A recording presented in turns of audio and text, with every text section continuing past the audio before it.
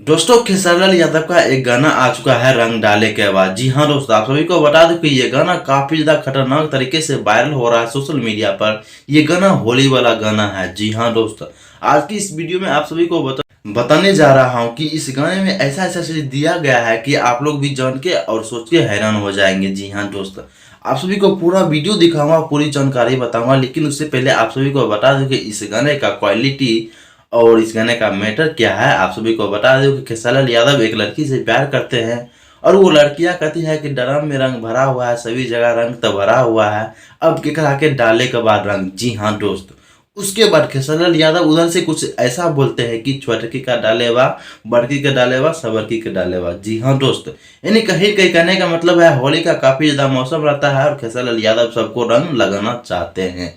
कुछ इस तरीके से इस गाने का मैटर है। क्वालिटी भी ठीक है, खेसारी लाल यादव इस गाने को गाए हैं। और आप लोग अगर इस गाने को नहीं सुने तो अन्नपूर्णा फिल्म पर जाइए, इस गाने को ढेर सारा प्यार दीजिए।